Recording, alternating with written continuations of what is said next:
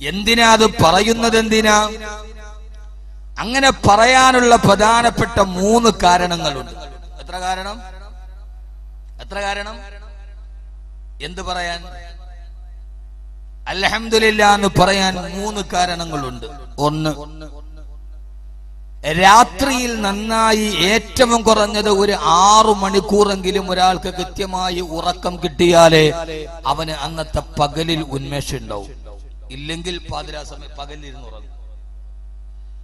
അതുകൊണ്ടാണ് അള്ളാഹു പറഞ്ഞ വജഅൽനാ നൗമക്കും സുബാത്ത, നിങ്ങളുടെ ഉറക്കത്തെ ഞാൻ ഉറക്കം സുബാത്ത. എല്ലാ ഉറക്കം കൊണ്ട് ഉന്മേഷം ഉണ്ടാവില്ല. നിസ്കാരത്തിരുന്ന് ഉറങ്ങും, ജുമയ്ക്ക് ഖുതുബയുടെ ഇടയിൽ ഉറങ്ങും. ആ ഉറക്കമൊക്കെ ഒരു ഉന്മേഷത്തിന്റെ ഉറക്കമല്ല. ഉറക്കം എപ്പോഴും സുബാത്താകണമെങ്കിൽ ആ ഉറക്കം രാത്രിയിലാവണം. ആ രാത്രിയിലെ ഉറക്കം കൃത്യമായി ഉറങ്ങാൻ കഴിഞ്ഞാലേ നമുക്കെല്ലാവർക്കും ഉന്മേഷമുണ്ടാവൂ. ഇല്ലെങ്കിൽ എന്റെ പ്രിയപ്പെട്ട സഹോദരങ്ങളെ, ഉറക്കത്തിന്റെ വില എന്താ? യഥാർത്ഥത്തിൽ ഒരാൾക്ക് ശരിയായ ഉറക്കം കിട്ടാതിരുന്നാൽ ആ മനുഷ്യന് പകലിൽ ഉന്മേഷമുണ്ടാവില്ലെന്ന് മാത്രമല്ല, അവൻ അറിയാതെ ഭ്രാന്തനായി പോവുകയാ. പലപ്പോഴും പറയാറില്ല ഉസ്താദേ, ഉറക്കമില്ലാതെ തലക്ക് ഭ്രാന്ത് പിടിക്കുകയാ. അല്ലാഹുവേ പാതിരാ സമയത്ത് കിടക്കുമ്പോ ഈ കണ്ണടയുന്നത് പോലും, നിദ്ര ഞങ്ങളെ തലോടുന്നത് പോലും നിന്റെ ഏറ്റവും വലിയ അനുഗ്രഹമാണെന്ന് ഞങ്ങൾ തിരിച്ചറിയുന്നത്. ഒരു 3 ദിവസം തുടർച്ചയായി ഉറങ്ങാതിരുന്ന ആ മനുഷ്യൻ ഭ്രാന്തനായി പോകുമെങ്കിൽ എന്തിനേറെ സഹോദരങ്ങളെ, കഴിഞ്ഞ വേൾഡ് കപ്പ് നടക്കുമ്പോ ചൈനയിലെ ഫുട്ബോൾ പ്രേമികൾ കുറെ ആളുകൾ, ഏതാണ്ട് ഒരാൾ 3 ദിവസം ഉറക്കമളച്ചിട്ട് പാതിരാ സമയത്ത് ഫുട്ബോൾ കണ്ടപ്പോ 3ാമത്തെ ദിവസം ആ മനുഷ്യൻ ഫുട്ബോൾ കണ്ടതിന്റെ ഇടയിൽ മരിച്ചു പോവുകയാ. ആ മനുഷ്യന് ക്യാൻസർ വന്നിട്ടല്ല, അയാൾക്ക് ഹാർട്ട് അറ്റാക്ക് വന്നിട്ടല്ല, ആ മനുഷ്യന് വേറൊരു രോഗമുണ്ടായിട്ടല്ല. 3 ദിവസം തുടർച്ചയായി ഉറക്കമില്ലാതെ വന്നപ്പോ ചൈനയിൽ കഴിഞ്ഞ വേൾഡ് കപ്പ് നടന്ന സമയത്ത് മരിച്ചു പോയെങ്കിൽ, ഉറക്കമില്ലാത്ത അവസ്ഥ പോലും ഭ്രാന്തമായ മരണത്തിലേക്ക് നടക്കുമെങ്കിൽ അള്ളാഹു നമുക്ക് ചെയ്തു തന്ന അനുഗ്രഹത്തിന്റെ വലിപ്പം എത്രയാ! ആ അനുഗ്രഹത്തിന്റെ പേരിലാണ് അള്ളാഹുവേ എനിക്ക് നന്നായിട്ടൊന്ന് കിടക്കുമ്പോ ഉറങ്ങാൻ കഴിഞ്ഞില്ലെങ്കിൽ എന്റെ സമനില തന്നെ തെറ്റിപ്പോകുമല്ലാ. അതുകൊണ്ട് അള്ളാഹുവേ ആ ഉറക്കം എനിക്ക് സുഖമായിട്ട് ഉറങ്ങാൻ തന്ന, ഒന്ന് സുഖമായിട്ട് ഉറങ്ങാൻ ആഗ്രഹിക്കുന്ന എത്ര ആളുകളുണ്ട്. അൽഹംദുലില്ലാഹ്, സർവസ്തുതിയും നിനക്കാണല്ലാ. വളരെ ചുരുക്കി ഞാൻ പറയുകയാണ്, ഒരു ദിവസം തുടങ്ങുമ്പോ എന്തിനാ ഇത് പറയുന്നത്? എന്തിനാ? ഉറക്കത്തിനെഴുന്നേറ്റ ആളുടനെ അൽഹംദുലില്ലാഹില്ലദീ അഹ്യാനാ ബഅദമാ അമാതനാ വഇലൈഹിൻ നുശൂർ എന്ന് പറയാനുള്ള 1ാമത്തെ കാരണം നമുക്ക് ഉന്മേഷമുണ്ടാവും, നമ്മുടെ ശരീരത്തിന്റെ ആരോഗ്യം ശരിയാവും. 2ാമത്തെ കാരണം എന്താണെന്നറിയോ? 2ാമത്തെ കാരണം എന്റെ പ്രിയപ്പെട്ട ചെറുപ്പക്കാരെ ശ്രദ്ധിച്ചു കൊള്ളുക. 2ാമത്തെ കാരണം എന്താ? ആദരവായ പ്രവാചകൻ നബി മുഹമ്മദ് മുസ്തഫ സല്ലല്ലാഹു അലൈഹി വസല്ലമ പറയുകയാ, അന്നൗമ അഖുൽ മൗത്, ഉറക്കം മരണത്തിന്റെ സഹോദരനാ, ഉറക്കം മരണത്തിന്റെ സഹോദരനാ. നീ ഒരു മരണം കഴിഞ്ഞെഴുന്നേറ്റതാണ്, നിന്റെ ജീവിതത്തിൽ ഒരു മരണം നടന്നുകൊണ്ട് കഴിഞ്ഞിരിക്കുകയാ. എന്റെ ശബ്ദം കേൾക്കാനെത്തിയ എന്റെ പ്രിയപ്പെട്ട പെങ്ങള്, പാതിരാ സമയത്ത് ഇശാ നമസ്കാരം കഴിഞ്ഞ് കിടപ്പറയിലോട്ട് പോയി കിടന്ന രാവിലെ എഴുന്നേൽക്കുന്നത് വരെ ഓരോ ദിവസവും ഓരോ മനുഷ്യനും ഒരു പ്രാവശ്യം മരിക്കുന്നുണ്ട്. ആ മരണം എപ്പോഴാത് ഉറക്കം ഒരു മരണമാ എന്ന് പറയാനുള്ള കാരണം എന്താ? ഇത് ബാക്കി വെറുതെ പറഞ്ഞതല്ല, അള്ളാന്റെ വിശുദ്ധമായ ഖുർആൻ പറയട്ടെ. നമ്മളെല്ലാവരും വീടിന്റെ ഉള്ളിൽ രാത്രിയിൽ കിടന്നുറങ്ങുമ്പോ, ഭാര്യയുടെ അടുത്ത് കിടക്കുമ്പോ, മക്കളെ കെട്ടിപ്പിടിച്ച് കിടക്കുമ്പോ നമ്മൾ അറിയാത്തൊരത്ഭുതം നടക്കുന്നുണ്ട്. ജീവിതമേ ഒരത്ഭുതമാണ്, അത്ഭുതമേ ഈ ജീവിതം. ആരും അറിയാതെ പോരേടത്തെ പള്ളിക്കല് ഗണപതി നടയുടെ ഭാഗത്തുള്ള വീട്ടിൽ കിടന്നുറങ്ങുമ്പോ ആ സമയത്തൊരു വലിയ അത്ഭുതമായ കർമ്മം നടക്കുന്നുണ്ട്. എന്താണെന്നറിയോ? അല്ല തന്നെ പറയുന്നുണ്ട് ഖുർആനിലൂടെ, ഇത് വാറോല പറയുന്നതല്ല. നമ്മളെല്ലാവരും ഉറങ്ങിക്കഴിയുമ്പോ അള്ളാഹു പറയുകയാണ്, അള്ളാഹു യതവഫൽ അൻഫുസ ഹീന മൗതിഹാ വല്ലതീ ലം തമുതു ഫീ മനാമിഹാ ഫയുംസികു ല്ലതീ ഖളാ അലൈഹൽ മൗത് വയുർസിലുൽ ഉഖ്റാ ഇലാ അജലിൻ മുസമ്മാ. അല്ലാഹ് പറയുകയാണ്, അല്ലാഹു യതവഫൽ അൻഫുസ ഹീന മൗതിഹാ, പാതിരാ സമയത്ത് ഉറങ്ങുന്ന സമയത്ത് അല്ലാഹു ഓരോരുത്തരെയും മരിപ്പിക്കുകയാ. നമ്മൾ കിടന്നുറങ്ങുമ്പോ നമ്മുടെ ശരീരത്തിന്റെ ആത്മാവ് അള്ളാഹുവിന്റെ അടുക്കലേക്ക് അള്ളാഹു തിരിച്ചു വിളിക്കുമ്പോ ഓരോരുത്തരെ, ഞാൻ ഉറങ്ങുമ്പോ അഹമ്മദ് കബീറിന്റെ റൂഹിനെ, നിങ്ങൾ ഉറങ്ങുമ്പോ നിങ്ങളുടെ ആത്മാവിനെ അള്ളാഹുവിന്റെ അടുക്കലേക്ക് അള്ളാഹു വിളിക്കുമത്രേ. അള്ളാഹു പറയുകയാണ്, വല്ലതീ ലം തമുതു ഫീ മനാമിഹാ ഫയുംസികു ല്ലതീ ഖളാ അലൈഹൽ മൗത്. ആരുടെ മരണമാണോ പാതിരാ സമയത്ത്, അന്നത്തെ പാതിരാത്തിരവന് മരിക്കണമെന്ന് അള്ളാഹു തീരുമാനിച്ചിട്ടുണ്ടെങ്കിൽ ആ റൂഹ് പിന്നീട് ശരീരത്തോട്ട് തിരിച്ചു വരില്ല. അള്ളാഹു പറയുകയാണ്, പടച്ചറപ്പിന്റെ അടുക്കലേക്ക് വിളിക്കുമ്പോ പിന്നെ ആ റൂഹ് വരില്ല മോനെ, രാവിലെ എഴുന്നേക്കാൻ നിനക്ക് കഴിയില്ല.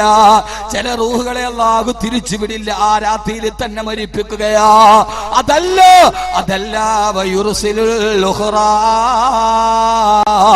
ഇലാ അജലിൻ മുസമ്മാ.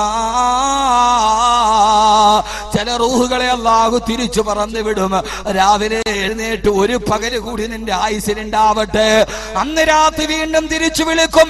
പോരേടത്തെ പ്രിയപ്പെട്ട ചെറുപ്പക്കാരാ, പാതിരാ സമയത്ത് നിന്റെ വീടിന്റെ ഉള്ളിൽ നീ കിടന്നുറങ്ങുമ്പോ നിന്റെ ആത്മാവ് പടച്ചറപ്പിന്റെ അടുക്കലേക്ക് പോവുകയാ. അതിനെങ്ങാനും അല്ലാഹു തിരിച്ചിനി ആ ശരീരത്തിൽ വീണ്ടെന്ന് തീരുമാനിച്ച രാവിലെ അന്ന് ലോഹറിന് നിന്റെ മയ്യത്തിന്റെ കുടിമോനെ പോരേടത്തെ പള്ളിയുടെ ഖബർസ്ഥാനിൽ കുരുക്കപ്പെടും. പാതിരാ സമയത്ത് സെക്കൻഡ് ഷോയും കണ്ട് കള്ളുകുടിക്ക് വീർത്ത വയറുമായി കിടത്തുറങ്ങുന്ന എന്റെ പ്രിയപ്പെട്ട മുസ്ലിം ചെറുപ്പക്കാരാ, മദ്യപിച്ച കള്ളും വയറ്റുള്ളിൽ കിടന്നിട്ട് മരന്ന് കിടക്കുമ്പോ ഓർക്കുന്നുണ്ടോടാ പൊന്നുമോനെ, എന്റെ റൂഹ് പടച്ചറപ്പിന്റെ അടുക്കലേക്ക് പോവുകയാ. അല്ലാഹു തിരിച്ചു വിടണ്ടെന്ന് തീരുമാനിച്ച ഒരു മുഴുക്കുടിയനായ രീതിയിൽ നീ പടച്ചറപ്പിന്റെ മുമ്പിൽ മരിച്ചു വീടുകയാ.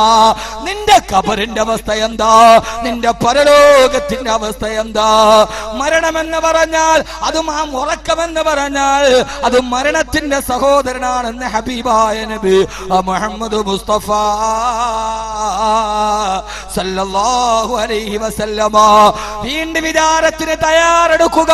സെക്കൻഡ് ഷോയും കഴിഞ്ഞ് മദ്യപിച്ചിട്ട് വീട്ടിലോട്ട് വരുമ്പോ ഒരു തുള്ളി മദ്യം വയറ്റുള്ളിൽ കിടന്നിട്ടാ എഴുന്നേക്കാ കടിയില്ല മോനെ, തിരിച്ചു വരില്ലടാ മോനെ. ആരടി മണ്ണിലേക്ക് പോകും ചെറുപ്പക്കാരാ. അതുകൊണ്ട് അല്ലാഹു പറയുകയാ, അല്ലാഹു യതവഫൽ അൻഫുസ ഹീന മൗതിഹാ. ആ സമയത്ത് ചില ആളുകളെ ഞാൻ മരിപ്പിക്കുമെന്ന്. അതുകൊണ്ടാണ് അല്ലാഹുവിന്റെ റസൂൽ ഇപ്രകാരം നമ്മോട് പറഞ്ഞത്. രാവിലെ ശരീരത്തിൽ നിന്ന് ആത്മാവ് വന്ന് രാവിലെ കണ്ണു തുറന്നെഴുന്നേക്കുമ്പോ ഒരു ദിവസം നിന്റെ മക്കളെ ഒന്നുകൂടി കാണാൻ കഴിഞ്ഞാൽ, ഭാര്യ ഒന്ന് കാണാൻ കഴിഞ്ഞാൽ, ആ സമയത്ത് പറയണം, അല്ലാഹുവേ അൽഹംദുലില്ലാഹ്, സർവസ്തുതിയും നിനക്കാണ് റബ്ബേ, അല്ലദീ അഹ്യാനാ ബഅദമാ അമാതനാ വഇലൈഹിൻ നുശൂർ. റബ്ബേ, ഒരു മരണം കഴിഞ്ഞ് നീ എന്നെ എഴുന്നേൽപ്പിക്കുകയാണ്. ഈ എഴുന്നേൽക്കല് താൽക്കാലികമാ. വഇലൈഹിൻ നുശൂർ, അവസാനം നിന്റെ അടുക്കലേക്ക് ഞാൻ തിരിച്ചു വരും അല്ലാഹ്. അല്ലാഹുവിന്റെ വിശുദ്ധമായ ഖുർആൻ. അതുകൊണ്ട് മരണത്തിന്റെ സഹോദരന ഒരു മരണം കഴിഞ്ഞിട്ട് എഴുന്നേൽക്കുകയാണ്. രാവിലെ ഉറക്ക വിളിച്ചു എഴുന്നേറ്റില്ല. കാരണം എന്താ? അവരെത്രയോ ആരോഗ്യത്തോടു പോയി കിടന്നവരാ. രാവിലെ പാതിരാ സമയത്ത് ഉറക്കത്തിന് പോകുമ്പോ അവരെത്ര കീർത്തിയുള്ളവരാ, അവരെത്ര ആരോഗ്യമുള്ളവരാ. പക്ഷേ രാവിലെ തട്ടി വിളിക്കുമ്പോ വാപ്പാടെ ശരീരത്തിന്റെ ചൂട് നഷ്ടപ്പെട്ടു പോയി, എവിടെയാന്നറിയില്ല. എന്റെ പ്രിയപ്പെട്ട സഹോദരങ്ങള്, കഴിഞ്ഞ റമളാനില് മണക്കാട് ജുമാ മസ്ജിദിൽ ഞാൻ ജോലി ചെയ്യവേ, മണക്കാട് സെൻട്രൽ ജുമാ മസ്ജിദിന്റെ പ്രസിഡന്റിന്റെ പ്രിയപ്പെട്ട അതിന്റെ പ്രസിഡന്റ് അൽഫാ അബ്ദുൽ ഖാദർ ഹാദി അന്നത്തൊരു മരണത്തിന്റെ കഥ പറഞ്ഞെന്നോട്. വൈകുന്നേരം അന്നത്തെ തിരുവനന്തപുരത്തെ പ്രശസ്തമായ ഏറ്റവും വലിയ സംഘടനയായ മുസ്ലിം അസോസിയേഷന്റെ പ്രസിഡന്റ്, റിട്ടയർഡ് IAS കാരനാ, തലേ ദിവസം അദ്ദേഹത്തിന്റെ വീട്ടിൽ വന്ന് സൽക്കരിച്ചപ്പോ വെജിറ്റേറിയൻ ഭക്ഷണമാ. അയാള് പറഞ്ഞു, എനിക്ക് വെജിറ്റേറിയൻ അല്ല, നാളെ വൈകുന്നേരം ഞാൻ വരും, ആ സമയത്ത് എനിക്ക് ഏറ്റവും നല്ല നോൺ വെജിറ്റേറിയൻ ഭക്ഷണം ഉണ്ടാക്കണം, മാംസത്തിന്റെ ഭക്ഷണം. കൂട്ടുകാരാ പറഞ്ഞു വിട്ടു. പിറ്റേ ദിവസം അന്നത്തെ ദിവസം പിറ്റേ ദിവസത്തേക്ക് അദ്ദേഹത്തിന്റെ ഭക്ഷണത്തിന് വേണ്ടിയുള്ള മാംസത്തിന്റെ വിഭവങ്ങൾ ഒരുങ്ങി. തലേ ദിവസം യാത്ര പറഞ്ഞ് പിറ്റേ ദിവസം ഭക്ഷണം ഒരുക്കണമെന്ന് പറഞ്ഞ് അന്ന് തലേ ദിവസം രാത്രി 12 മണിയായി. അൽവാദി എന്നോട് പറഞ്ഞു, ഉസ്താദേ ഫോൺ നിർത്താതെ ബെല്ലെടുക്കുന്നുണ്ട്. എന്താന്ന് പോയി ബെല്ലെടുക്കുമ്പോ ഫോൺ എടുക്കുമ്പോൾ റിട്ടയർഡ് IAS കാരന്റെ ഭാര്യ മറുഭാഗത്ത് പൊട്ടിക്കരഞ്ഞുകൊണ്ട് പറഞ്ഞു, എന്റെ ഭർത്താവ് ഉറങ്ങാൻ കിടന്നടാ. പാതിരാ സമയത്തൊന്ന് വിളിച്ചു നോക്കിയപ്പോ വേർപ്പിൽ വല്ലാതെ മുങ്ങിക്കുളിച്ചു കിടക്കുന്നു. വിളിച്ചിട്ട് എന്റെ ഭർത്താവ് അനങ്ങുന്നില്ല. റിട്ടയർഡ് IPS കാരൻ മരിച്ചുപോയി. ഭാര്യയോട് കിടപ്പറയിൽ കെട്ടിപ്പിടിച്ച് കിടന്നടാ. പാതിരാ സമയത്ത് അസ്റായീൽ വന്നു. ആ മനുഷ്യൻ അവിടെ കിടന്നു പിടഞ്ഞു. അസ്റായീൽ എന്ന മരണദൂതം വന്നപ്പോ അടുത്ത് കിടക്കുന്ന ഭാര്യ പോലും അറിഞ്ഞില്ല. അടുത്ത് കിടക്കുന്ന ഭർത്താവിന്റെ ചാരത്ത് മരണം നടക്കുന്നുണ്ട്. ആ മനുഷ്യൻ ജീവിതത്തിൽ നിന്ന് വിട പറഞ്ഞു പോയി.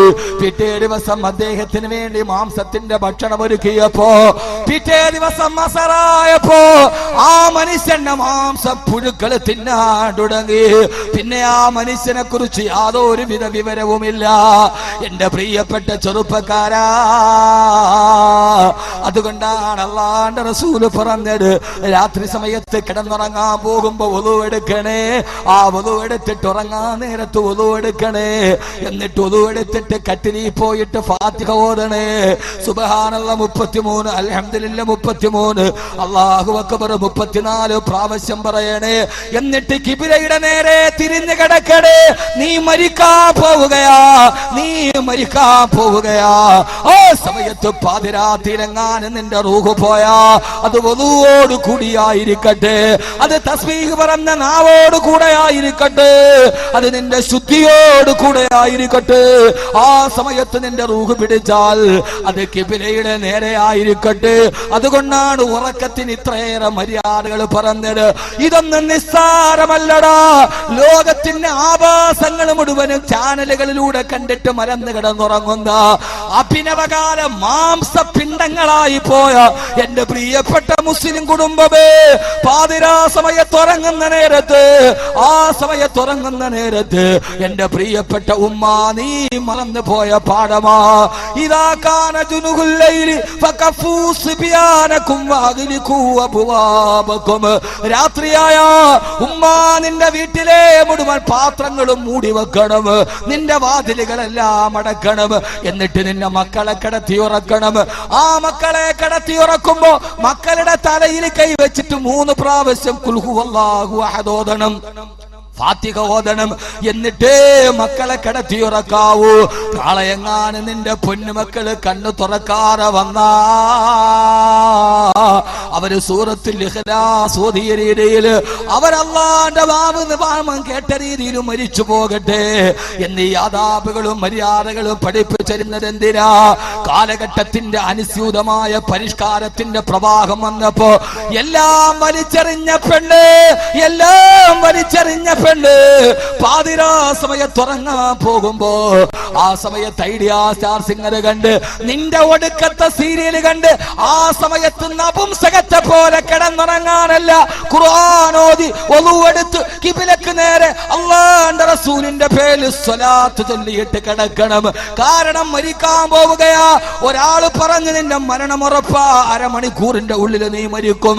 ആ സമയത്ത് നീ ചെയ്യാവുന്നതെന്തൊക്കെയുണ്ടോ? ഇതാ ഒരു ചെറിയ മരണം വരാൻ പോകുന്നു, നിദ്ര നിന്നെ തടുകി തലോടാൻ പോകുന്നു. രാവിലെ സൂര്യകിരണത്തിന് അരുണോദയം, നാളെ കിടക്കിന്റെ നവസ്ഥലീല സൂര്യോദയം കാണുമോ? അസ്തമയ സൂര്യന്റെ ചെഞ്ചായം മാറുമോ? നാളത്തെ ഭൂമിയുടെ ചരമഗീതം ഞാൻ കേൾക്കുമോ? നാളത്തെ കിളി പാട്ട് പാടുമോ? നാളത്തെ കുയിലിന്റെ നാദം എന്റെ ചെവിയിൽ ഞാൻ കേൾക്കുമോ?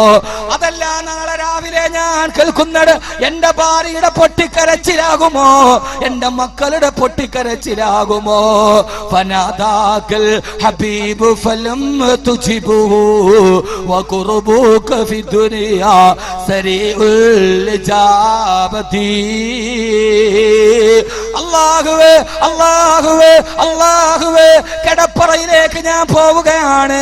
നാളെ രാവിലെ ഞാൻ എഴുന്നേൽക്കുമോ?